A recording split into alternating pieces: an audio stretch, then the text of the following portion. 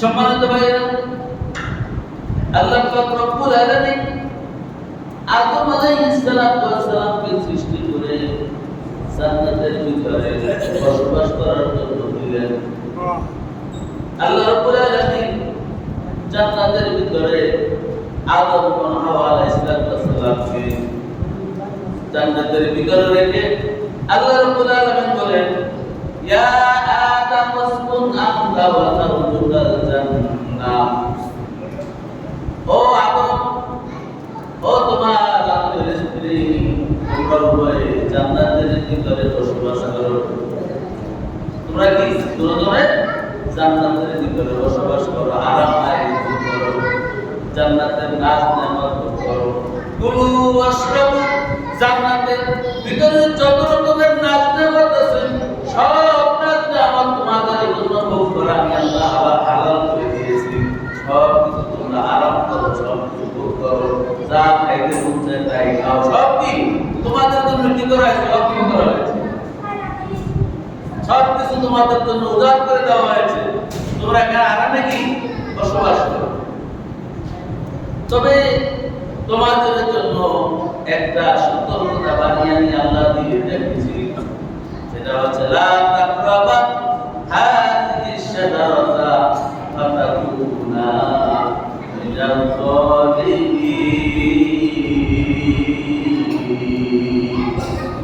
তবে আদম সাবধান, সাবধান, সব জায়গায় তোমরা যেতে পারো, সব কিছু তোমরা ভক্ষণ করতে পারো, তবে সাবধান, ওই যে কর্নারে একটি গাছ রয়েছে, লা তাকরাবা হাযিহিশ শাজারা, ওই গাছটার কাছে তোমরা যাইবা না।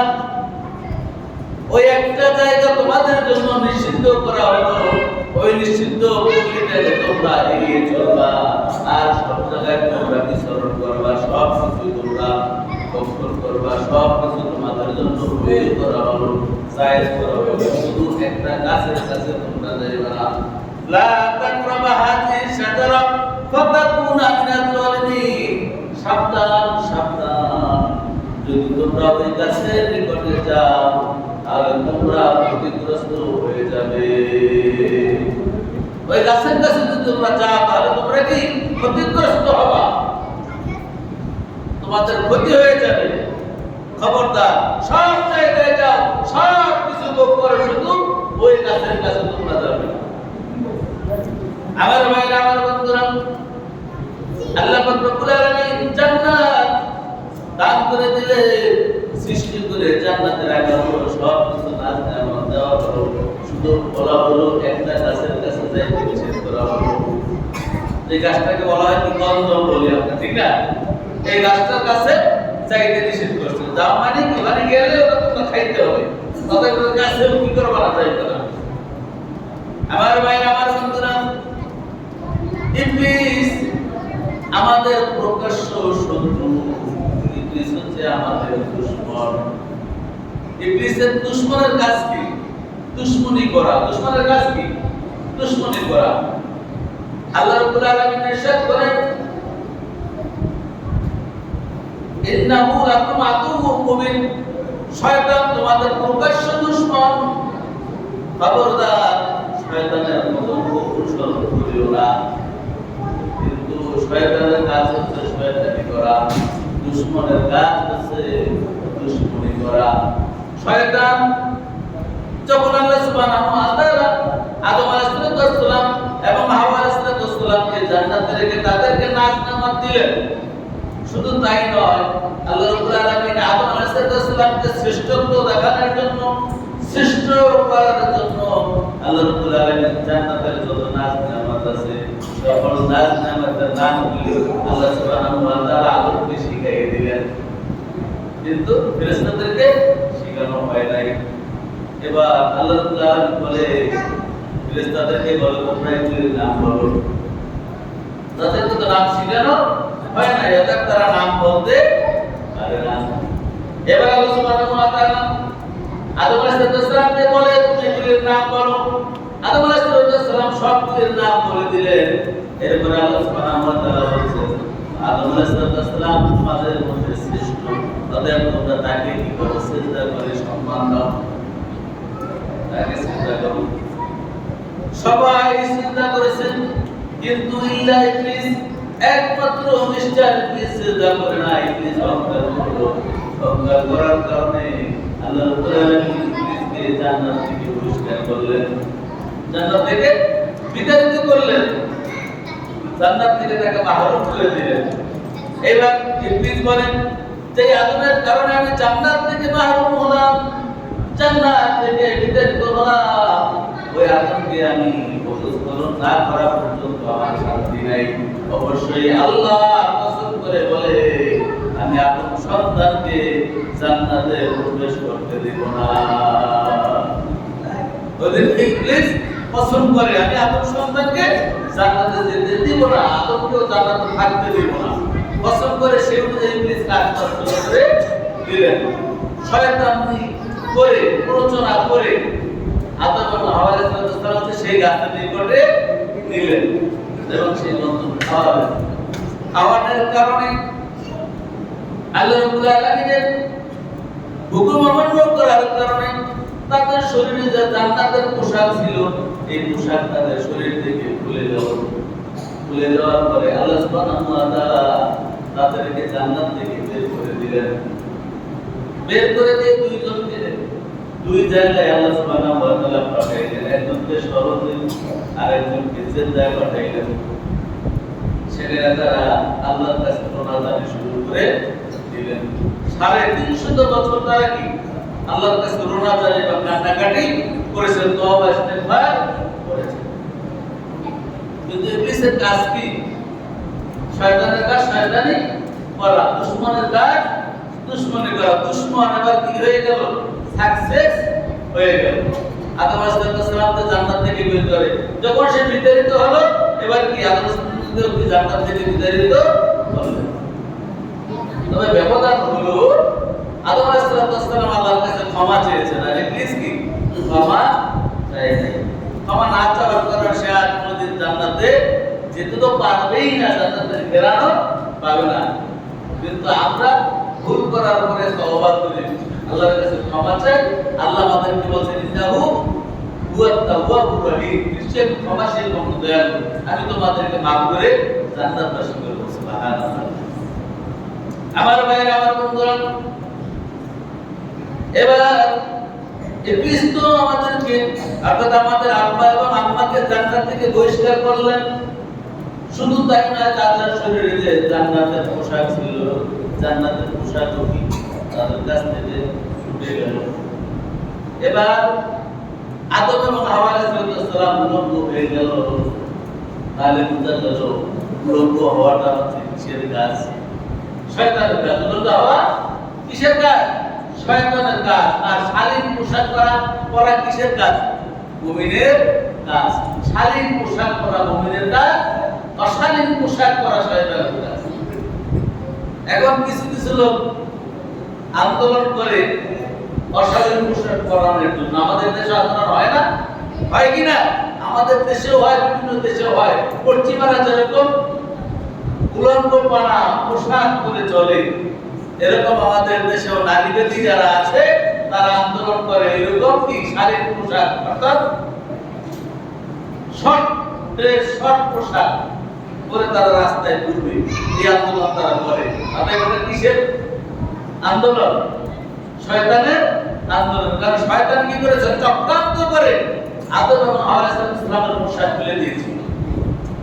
আর এই শয়তান এখনো কি ওই নারীবাদীদের মাধ্যমে কি করতেছে? তার মিশন বাস্তবায়ন করার চেষ্টা করতেছে। কিন্তু বাংলার তৌহিদি মুসলমানরা কি মেনে নিবে না এবং নেয় নাই, দেবেও না ইনশাআল্লাহ। ওই পশ্চিমা সভ্যতা আমাদের দেশে কি বাস্তবায়ন হবে না ইনশাআল্লাহ। যতদিন পর্যন্ত মুমিনের অন্তরে আল্লাহর তাকওয়া, আল্লাহর ভয় থাকবে, ততক্ষণ পর্যন্ত অশালীনতা এই দেশে চলবে না ইনশাআল্লাহ। যদিও তারা করে চুপি চাপে কর, সমস্যা নেই, কিন্তু বাস্তবায়ন হবে না ইনশাআল্লাহ।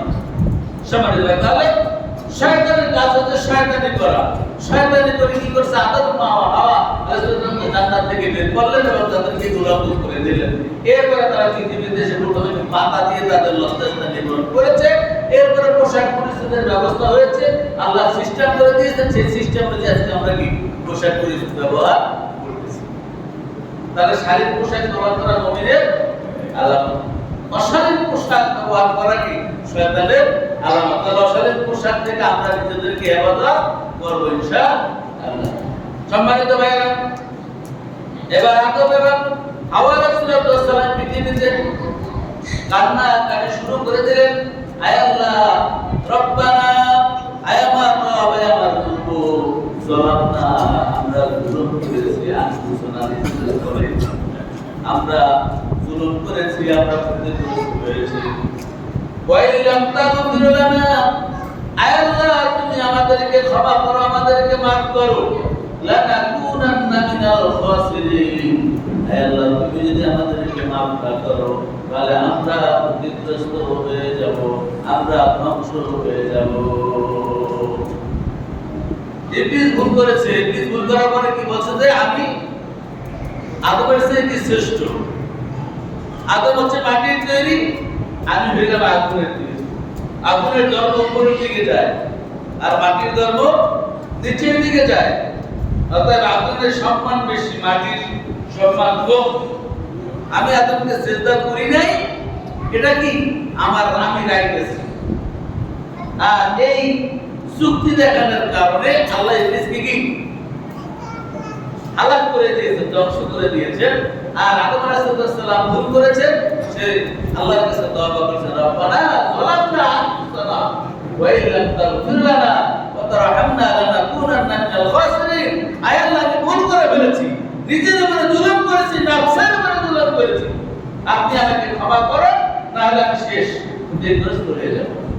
আল্লাহ সুবহানাহু ওয়া তাআলা 350 বছর তারা দুজনে কান্নাকাটি করার পরে তাদেরকে মিলন ঘটাইলেন, এক জায়গায় করে দিলেন এবং তাদেরকে ক্ষমা করে দিলেন। সুবহানাল্লাহ। সম্মানিত ভাই, তাহলে ইবলিসের মিশন হচ্ছে শয়তানি দ্বারা মুসলমানের ক্ষতি করা, ইসলামের ক্ষতি করা। কিন্তু এই ক্ষতির হাত থেকে আমাদের কি করতে হবে? রক্ষা করতে হবে। আল্লাহ রাব্বুল আলামিন আমাদেরকে নির্দেশ দিয়েছেন। তাহলে এই ইবলিসের হাত থেকে আমাদেরকে বাঁচতে হবে। সম্মানিত ভাইরা, তাহলে 350 বছর কান্নাকাটির পরে আল্লাহ সুবহানাহু ওয়া তাআলা শেখানো দোয়া করে আদম এবং হাওয়া আলাইহিস সালাম maaf দিলেন। তাহলে এই যে দিনটা তারা maaf পেয়েছে, ওই দিনটাই ছিল 10ই মুহররম। আজকে যেরকম 10ই মুহররম, ওই দিনটা ছিল কি 10ই মুহররম। তাহলে এখান থেকে আমরা শিখলাম কি, যে 10ই মুহররম maaf চাইলে গুনাহগারকে আল্লাহ কি করেন? গুনাহ maaf করেন। তওবাকারীকে আল্লাহ কি তওবা কবুল করেন। যেরকম আমাদের আব্বা এবং আম্মাকে আল্লাহ কি করেছেন? ক্ষমা করে দিয়েছেন। আমরা যদি ভুল করে থাকি, আমরা যদি তওবা করি, এই 10ই মুহররম আজকে যদি আমরা কি আল্লাহর কাছে তওবা করি, তাহলে আল্লাহ কি আমাদেরকে maaf করে দিবেন। যেভাবে আদম এবং হাওয়া আলাইহিস সালাম maaf করে দিয়েছে, আমাদেরকেও maaf করে দিবেন। আল্লাহ বলেছেন ইন্নাহু লাকুম ইন্নাল্লাহা হুয়াল গফুরুর রহিম, নিশ্চয়ই আল্লাহ ক্ষমাশীল এবং দয়ালু। আমি আল্লাহ ক্ষমাশীল এবং দয়ালু। ও বান্দা, তোমরা যখন ভুল করবা, ভুল করে তোমরা প্রত্যেকটা সংশোধন হয়ে আমার কাছে ফিরে এসো, আমি আল্লাহ তোমাদেরকে maaf করে দেব। কারণ আমি কি maaf করতে পছন্দ করি, ভালোবাসি। তাহলে এই দিনটা আমাদের জন্য কেন? তওবা করার জন্য, গুনাহ থেকে ফিরে আসার জন্য। সম্মানিত ভাইরা, আদম আলাইহিস সালামের পরে হযরত নূহ আলাইহিস সালামকে দ্বিতীয় আদম বলা হয়, দ্বিতীয় আদি পিতা বলা হয়। কেননা আদম আলাইহিস সালামের থেকে এই পৃথিবীতে যত মানুষ এসেছে সবাই আদম আলাইহিস সালামের সন্তান। এরপরে নূহ আলাইহিস সালাম এই পৃথিবীতে আসার পরে নূহ আলাইহিস সালাম 950 বছর দিনের দাওয়াত দিলেন। 950 বছর দিনের দাওয়াত দেওয়ার পরে 40 জন, মতান্তরে 80 জন তার দিন ইসলাম গ্রহণ করেছে। কয়জন? 950 বছর দিনের দাওয়াত দেওয়ার পরে 40 জন, মতান্তরে 80 জন লোক দিন গ্রহণ করেছে, ইসলাম গ্রহণ করেছে। বাকিরা ইসলাম গ্রহণ করে না, আল্লাহর সাথে নাফরমানি করে। নূহ আলাইহিস সালাম বলে, আয় আল্লাহ, আমি 950 বছর তোমার তাওহীদ, তোমার রিসালাত, তোমার একত্ববাদের দাওয়াত দিলাম, এই জালিম সম্প্রদায় গ্রহণ করছে না, সামান্য গুটি কয়েকজন লোক ছাড়া। আল্লাহ সুবহানাহু ওয়া তাআলা নূহ আলাইহিস সালামকে বলেন, নূহ তোমার আর কান্না করতে হবে না। নূহ আলাইহিস সালাম, নূহ শব্দের অর্থ হচ্ছে কি গুনগুন করে কান্না। কারণ নূহ আলাইহিস সালাম আল্লাহকে ভয় পাইতেন, সবসময় তিনি কি কাঁদতেন, গুনগুন করে কাঁদতেন। যার কারণে আল্লাহ সুবহানাহু ওয়া তাআলা তাকে কি তার নাম রেখেছেন নূহ। আল্লাহ বলেন, নূহ আর তোমাকে কাঁদতে হবে না।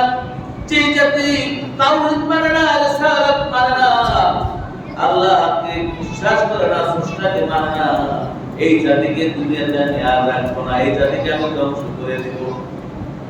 যে জাতি দিন মানে না, তোমার দাওয়াত গ্রহণ করে না, স্রষ্টাকে মানে না, সেই জাতিকে আমি কি করে দেব? ধ্বংস করে দেব। তোমার আর কাঁদতে হবে না। তবে তুমি কি করো? একটা কিস্তি নির্মাণ করো, একটা কিস্তি নির্মাণ করো। এরপরে আমি যখন কিছু আলামত দিব, যে চুলার ভিতরে পাক করা হয়, ওই চুলার ভিতরে যখন পানি দেখবা, তখন আমি প্রলয় দিয়া, আমি বন্যা দিয়া এই নাফরমান জাতিকে ধ্বংস করে দিব। তখন যারা ইসলাম গ্রহণ করে, যারা দিন পালন করে, রবকে রব বলে স্বীকার করে, আমি তাদেরকে বাঁচিয়ে রাখবো। তাদেরকে বাঁচানোর জন্য নৌকা তুমি কিস্তি বানাও, জাহাজ বানাও, তাদেরকে তুমি জাহাজে উঠাইবা, আমি তাদেরকে রক্ষা করব, বাকিদেরকে আমি ধ্বংস করে দুনিয়া থেকে বিদায় করে দিব। নূহ আলাইহিস সালাম আল্লাহর সেই সিদ্ধান্ত মোতাবেক কি করলেন? একটা কিস্তি বানালেন। কিস্তি বানানোর পরে কিস্তিতে রাখলেন। নূহ আলাইহিস সালাম অপেক্ষা করতেছেন কবে সেই চুলায় কি পানি দেখা যায়, তখন তারা কি করবে? সবাই কিস্তিতে উঠবে। কিন্তু তার কওমের লোকেরা এতটা নাফরমান ছিল, তারা ওই কিস্তিটাকে তারা টয়লেট হিসাবে ব্যবহার করত। কিস্তি বানাইছে বাঁচার জন্য, অথচ তারা কি করলো? সেই কিস্তিটাকে টয়লেট হিসেবে ব্যবহার করলো। সকলে সেখানে গিয়ে কি পায়খানা করা শুরু করলো। পায়খানা করতে করতে কিস্তি কি ভরপুর করে দিল। কিন্তু একটা কথা আছে না, আল্লাহর মায়ের দুনিয়ার ভাই। আল্লাহ সুবহানাহু ওয়া তাআলা বলেন, ওয়া মাকারু মাকারাল্লাহ ওয়াল্লাহু খায়রুল মাকিরিন। ও দুনিয়ার মানুষেরা, তোমরা যত কৌশল করো জেনে রাখো, আমি আল্লাহ হইলাম সকল কৌশলের উপরে সুকৌশলী। তোমরা যতই কৌশল করো, আমি কি সবচাইতে বড় প্রকৌশলী? আমার উপরে কৌশল করার ক্ষমতা আমি তোমাদের দেই নাই।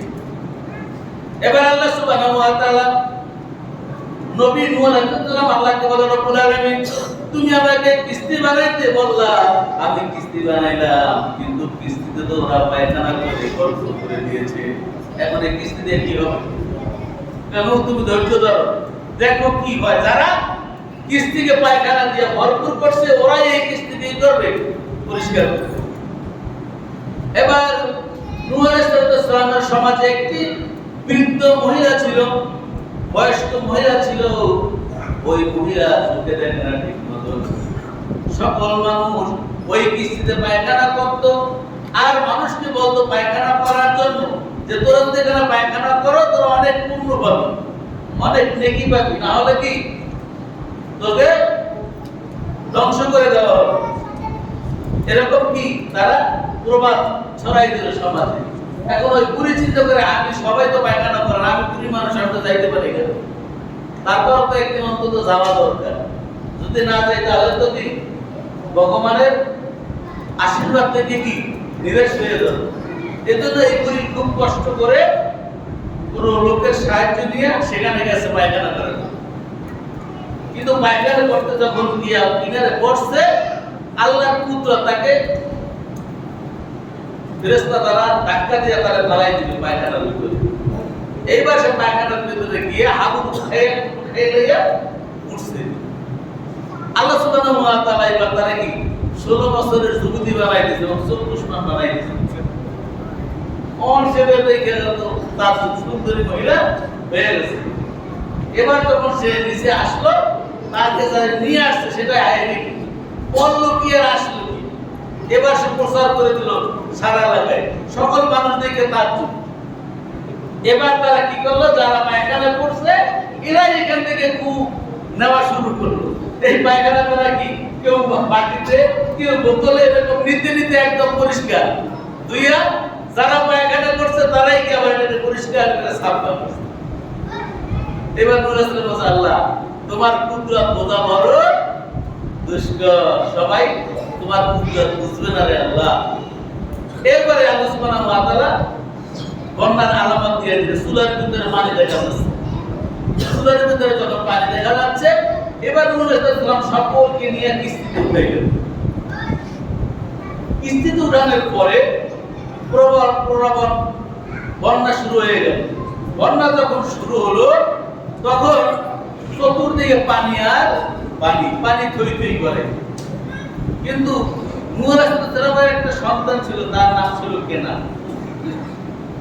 এই কেনান নূহ আলাইহিস সালামের তাওহীদ মানতো না, আল্লাহকে স্বীকার করতো না, কারণ সে অনেক লম্বা ছিল, সে তাওহীদ মানতো না। বন্যা যখন শুরু হলো নূহ আলাইহিস সালাম ছেলেকে ডাকলেন, ডাকতে বললেন ইয়া বুনাইয়া কাম্মা আনা, হে আমার পরিবার পুত্র সন্তান, ওঠো, কিস্তিতে ওঠো, নিজেকে রক্ষা করো। এবার কেনান বলতেছে রব্বুল আলামিন, হে আমার বাবা, আমি কিস্তিতে উঠবো না, তোমার রব যতই বন্যা দেয় দে, এই বন্যায় আমার কিছুই হবে না। আমি কি গাছপালা থেকে অনেক উঁচা, অনেক লম্বা, আমার কি এই বন্যায় কিছুই হবে না। আল্লাহ রাব্বুল আলামিনের কুদরত। বন্যা যখন শুরু হয়ে গেল, নূহ আলাইহিস সালাম বারবার তার সন্তানকে কিস্তিতে ডাকলো, কিন্তু সন্তান কিস্তিতে উঠলো না। এবার আল্লাহ রাব্বুল আলামিন নূহ আলাইহিস সালামকে ডাকতে বলেন, নূহ খবরদার, খবরদার, তোমার সন্তান তাওহীদ মানে না, তোমার সন্তান রিসালাত মানে না, তোমার সন্তান তার রবকে মানে না। এমন সন্তানকে যদি তুমি সন্তান বলে পরিচয় দাও, নবী দপ্তর থেকে আমি তোমার নাম মুছে দেব। আল্লাহ ধমক দিলেন, খবরদার, তোমার সন্তান তাওহীদ মানে না, রিসালাত মানে না, দ্বীন মানে না, স্রষ্টাকে মানে না, এমন সন্তানকে তুমি হা বলে পরিচয় দিতে পারবে না। যদি পরিচয় দাও, নবী দপ্তর থেকে তোমার নামই কেটে দেবে। নবীকে আল্লাহ ধমক দিয়েছেন, সন্তানের পরিচয় দেওয়া যাবে না। এটা কি আমাদের জন্য শিক্ষা আছে না নাই? আমাদের জন্য শিক্ষা আছে।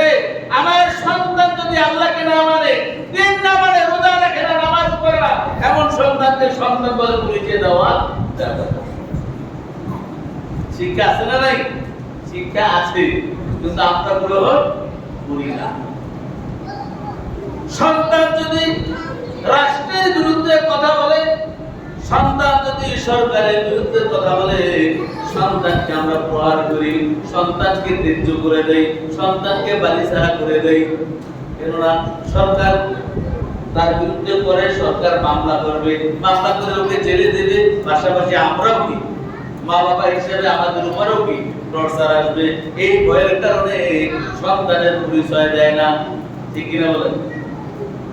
অথচ যেই স্রষ্টা সৃষ্টি করেছে সেই স্রষ্টাকে মানে না, স্রষ্টার বিধান পালন করে না, এই সন্তানকে কি শাসন করে না?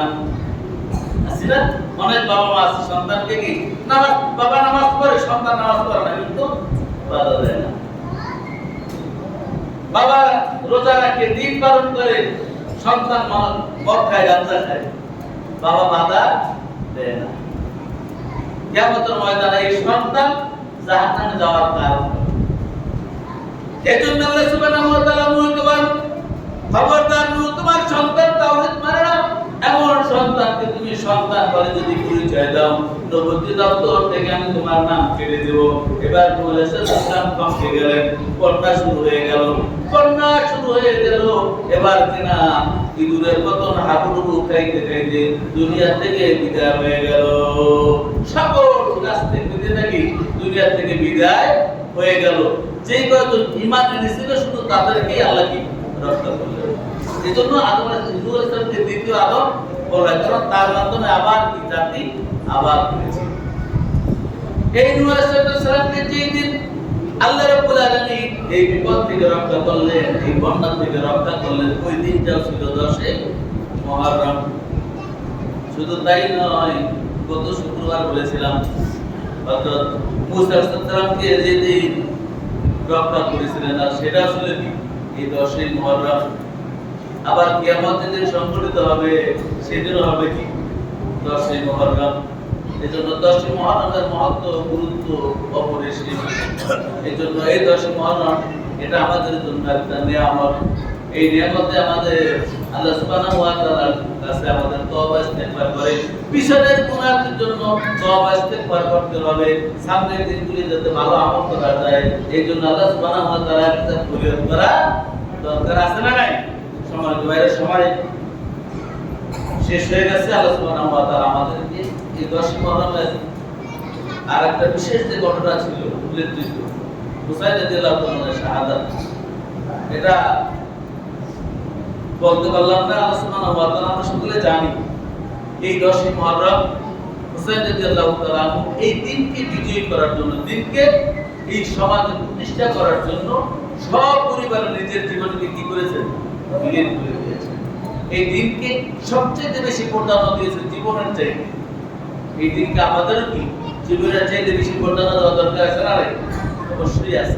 এই দিনকে আমরা পালন করব যথাযথভাবে, আমরা পালন করব, পরিবারের সবাইকে পালন করার জন্য আমরা তাকিদ করব, যাতে কিয়ামতের ময়দানে আমার এই সন্তান আমার জন্য জাহান্নামের কারণ না হয়। আসসালামু আলাইকুম ওয়া রাহমাতুল্লাহি ওয়া বারাকাতুহু। যারা সুন্নাত করেন তাদের কাছে